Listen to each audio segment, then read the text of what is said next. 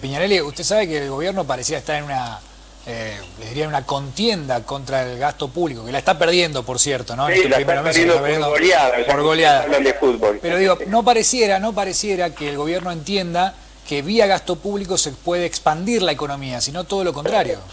Mirá, el gobierno está preparando un ambicioso plan de obra pública. Sí.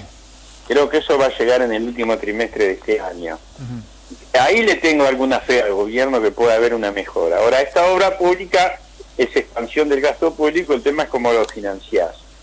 Y en principio, digamos, el pro y el contra es que tenemos crédito externo para financiar eso. El pro es que tenemos el crédito. La contra que también lo tenemos, porque en el largo plazo esos créditos hay que pagarlos, ¿no? Sí. Nunca la vía del endeudamiento es tan bueno, pero bueno, si es para obras de infraestructura, para generar mayor energía, es un esfuerzo que hay que hacer. Pero el frente fiscal está muy complicado. Acabo de analizar la recaudación de junio y lo que va de julio, y hay una caída en los últimos 3 meses, en términos reales de la recaudación, que preocupa mucho. ¿Y esto tiene que ver con la baja del consumo o otro tipo de recortes que hizo? No, hay 3 elementos que hicieron bajar la recaudación. Una, el menor consumo. Mira, el mes de junio hubo una caída del 10% en el consumo. Parejo en todos lados. Eso es menor recaudación de IVA. Y después tenés lo que dejamos de recaudar por las retenciones a las exportaciones. Claro. Y por otro lado, una menor recaudación del impuesto a las ganancias. Sí, esa es una clave, ¿no, Aldo? Porque el gobierno viene arguyendo que recibió una herencia muy pesada, con muy pocas posibilidades de maniobra. El presidente dice que si hubiera tenido alguna oportunidad para no aumentar tarifas lo habría hecho. Pero lo primero que hizo cuando llegó a la Casa de Gobierno fue desfinanciar al Estado mediante quita de retenciones fabulosos ingresos que el erario público dejó de percibir por esa decisión de política económica. Bueno, te estás perdiendo el 20% anual de recaudación. Estamos hablando de una cifra... ¿Y cómo se entiende eso en un Estado quebrado, como dice el gobierno? Bueno, ¿estaba quebrado entonces el Estado o no estaba quebrado? A ver, son decisiones estratégicas del gobierno que quiso promocionar la producción agrícola, básicamente, quitándole las retenciones y a las economías regionales. Por ese lado, desde el punto de vista de la actividad, junto con la obra pública, van a tener buenas noticias en el último trimestre de este año, porque en el campo, en el sector agrícola más que nada, se nota una mejora en la demanda de tractores, maquinaria agrícola, de camionetas, insumos para el campo. Por ese lado ya hay muchos pueblos que se están reactivando. Lo que pasa es que eso es necesario, igual que la obra pública, pero no es suficiente, porque no abarca la totalidad de la gente. Ahora, Piñanelli, con esta baja en la recaudación de la que usted recién nos hacía dar cuenta, ¿no? Y teniendo en cuenta también la quita de las retenciones y teniendo en cuenta otros gastos, ¿no?, que tiene el gobierno, ahora tiene que pagar este resarcimiento histórico que se les va a hacer a los jubilados, que bienvenido sea. ¿Cómo van a quedar? Y todavía no ingresaron los dólares o la plata del blanqueo de capitales, ¿no? ¿Cómo están entonces las cuentas del gobierno nacional? Están muy complicadas. A ver, el esfuerzo de pagar el retroactivo a los jubilados y actualizar salarios son unos 70.000 millones de pesos por año. Este año, como esto va a arrancar recién a partir de septiembre, calculo yo, son 30.000 millones de pesos. Pero el año que viene ya tenés ahí un fuerte aumento en el gasto público. Lo que vas a recaudar por el blanqueo te sirve para una única vez, lo que se recaude, con lo cual recaudás y pagás. El problema es muy simple: sin crecimiento y sin una reforma tributaria muy profunda es muy difícil sustentar un modelo como el actual. Van a tener muchas dificultades.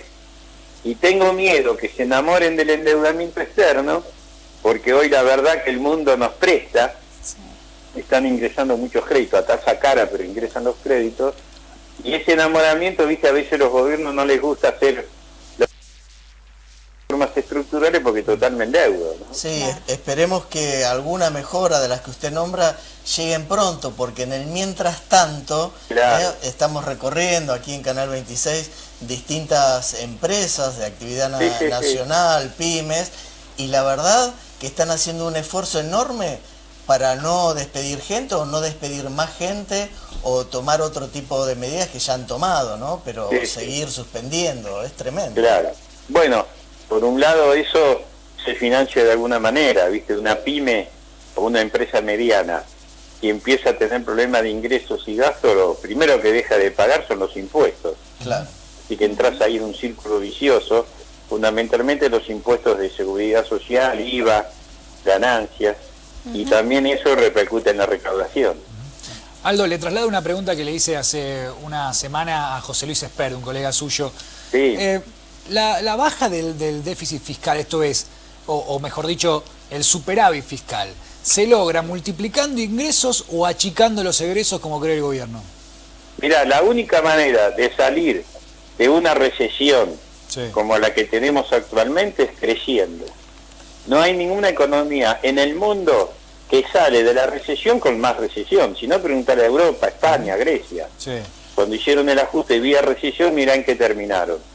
Y nosotros tenemos que de alguna manera replantear esa estrategia y se sale recaudando más. Por eso yo te decía recién, reforma tributaria, reforma financiera, y que el Estado tenga un rol activo en todo eso. ¿Sabes qué? Después vamos a hablar específicamente de esto que lo voy a comentar ahora, pero me impactó, me llegó mucho una frase del diputado Felipe Solá del Frente Renovador, ¿no? Cuando él dice que, por ejemplo, en Moreno, en Merlo, ve tan mal las cosas que ya hay un movimiento de mujeres que está propiciando nuevamente el trueque.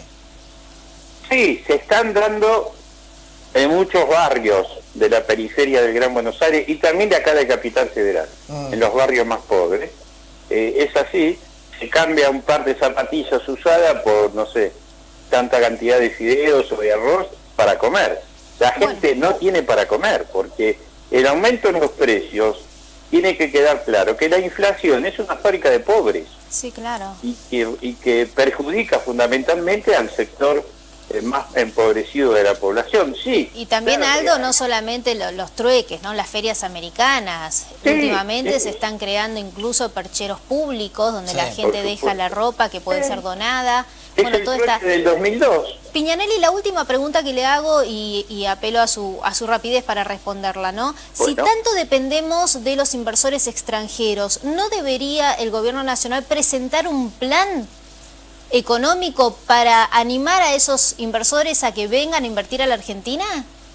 Sí, es lo que está faltando, que conozcamos el verdadero plan del gobierno, inclusive crear un consejo económico y social con empresarios, con sindicalistas, partidos políticos, la Iglesia Católica por su importancia social, porque el extranjero te pregunta, yo tuve el otro día a pedido de Sergio Massa una reunión con importantes inversores extranjeros que están mirando a la Argentina. La primera pregunta que me hicieron es ¿qué va a pasar con el peronismo? Si está dentro, ¿no?, del modelo del sistema.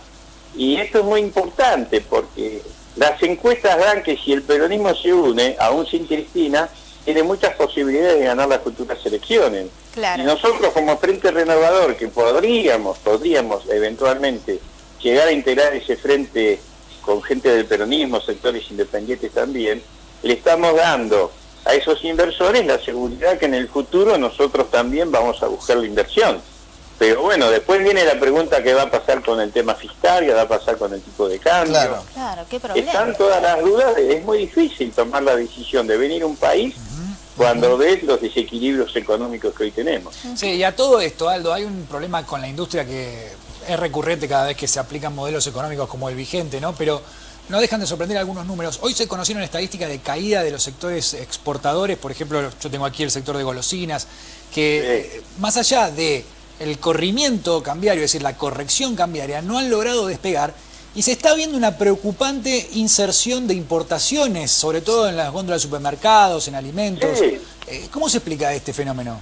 Por lo que me preguntaste al principio, ¿hay atraso cambiario? Sí, lo hay. Si hay atraso cambiario, te conviene más comprar un caramelo de otro país o de Brasil o de Europa y no fabricarlo acá. Es así de simple, no es tan complicada. Pero aún así, fíjese, Aldo, que con un 60% de devaluación como el que tuvimos en diciembre, los sectores exportadores parecen no haberse beneficiado tanto, es decir, no han podido colocar sus productos como hubieran pensado en el exterior, un poco por la caída de la demanda externa, ¿no? Por ejemplo, el caso de Brasil. Hay dos factores. Una es la demanda externa, por supuesto, pero también tenés que los costos internos en pesos aumentaron más que la devaluación. Por eso estamos atrasados nuevamente en el tipo de cambio, insisto. El valor del dólar tiene que seguir los costos internos, que es la inflación interna. Esa es la explicación. Ahora, yo te cuento algo también, así como hay mal. Hay buenas para la Argentina. A ver. Seguimos siendo un país con altísimas posibilidades, te lo dicen desde el exterior, porque la demanda de proteínas, de alimentos, sigue en aumento a nivel mundial. Y Argentina tiene que ser un gran proveedor de eso. ¿Qué necesitamos para eso? Inversión, energía, y la energía la tenemos que invertir para tenerla. Argentina lo tiene. Viene el tema energético, Argentina necesita inversiones para ampliar la oferta energética. Insisto, Argentina tiene gas, petróleo, viento, sol, ríos, tenemos... Las energías renovables. Todo, exactamente, y también de la otra, renovable y no renovable. Y tenemos el litio es un mineral absolutamente imprescindible para el futuro, que es lo que se usa en las baterías de los celulares y las computadoras. Muchachos, tenemos todo, tenemos litio, minerales. Bueno, pero parece que dependemos del peronismo entonces, Piñanelli, porque si los inversores extranjeros le preguntaron por el peronismo y no por todo esto... pero a ver, lo que dicen los inversores, ¿cuál es la posición del peronismo en cuanto al futuro y el tema de las inversiones? Porque esto es muy simple, lo dijo alguien como fue el general Juan Domingo Perón, esto lo arreglamos entre todos o no lo arregla nadie, que el gobierno se ponga la camiseta nacional y entienda de una vez por todas que convocar un Consejo Económico Social a un gran acuerdo no es un desmérito para el gobierno, al contrario, demuestren madurez, demuestren capacidad, convoquen a un diálogo. Yo hablo con los empresarios, hablo con los sindicalistas, todos están dispuestos a un amplio diálogo, porque nosotros necesitamos que a Mauricio le vaya bien. Por favor, Argentina nuevamente tiene una gran oportunidad. Pero lo único que le pedimos es que se den cuenta que todos podemos ayudar, que no es la solución de un solo sector de la sociedad o quien ganó transitoriamente el gobierno. Y que no se olvide, pero que ganó en balotaje, que no ganó en primera vuelta con mayorías absolutas.